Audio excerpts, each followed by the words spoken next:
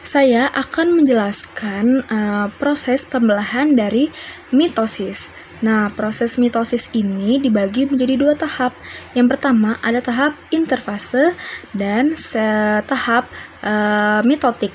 Nah, tahap mitotik ini terbagi menjadi 4. Ada profase, metafase, analfase, dan telofase. Yang pertama ini adalah tahap interfase.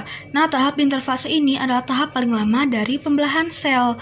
Nah, di mana tahap interfase ini nukleus dan membran inti sudah terlihat sangat jelas. Nah, kromosom di sini belum bertanda X. Kromosom di sini masih berbentuk benang-benang kromatin. Nah, organel di sini yaitu sentrosom. Lalu di sini juga ada di tahap ini ada 3 fase. Yang pertama itu adalah fase G1. Nah, fase G1 ini adalah di mana sel mengalami pembesaran. Jadi, otomatis organel di dalamnya ikut membesar. Nah, yang kedua ini adalah fase sintesis.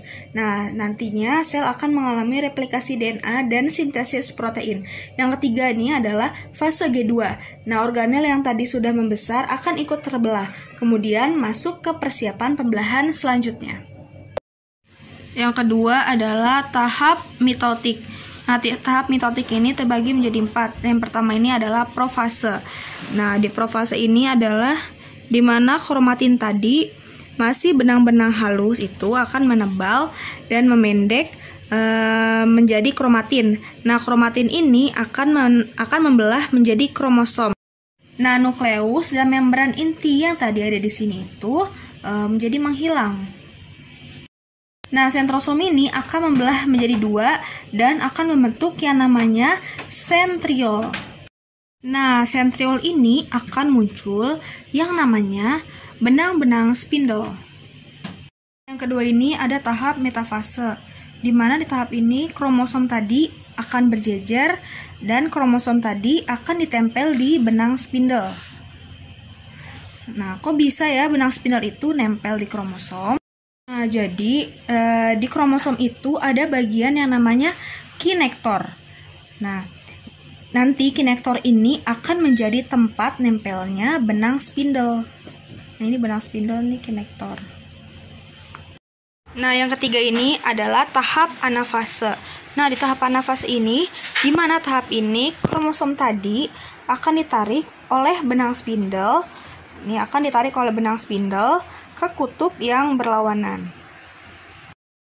Nah, kromosom yang sudah ditarik oleh benang spindle ini akan menjadi kromatid kembali. Nah, yang terakhir ini adalah tahap telofase, di mana telofase ini akan mengalami yang namanya sitokinesis. Nah, sitokinesis ini adalah pembelahan sitoplasma, di mana yang tadinya sel induknya hanya 1 akan membelah menjadi 2 sel. Nah, kromatid yang tadi itu akan berubah lagi menjadi benang-benang kromatin. Kemudian nukleus dan membran intinya ini muncul kembali.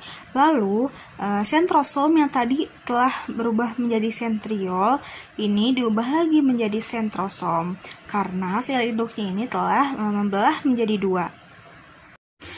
Jadi, pembelahan mitosis ini hasil akhirnya itu ada 2 sel anak. Nah, anak ini nanti akan identik dengan ibunya atau induknya. Karena anak dengan induknya sama-sama bersifat diploid atau 2N, atau biasa kita kenal memiliki 46 kromosom.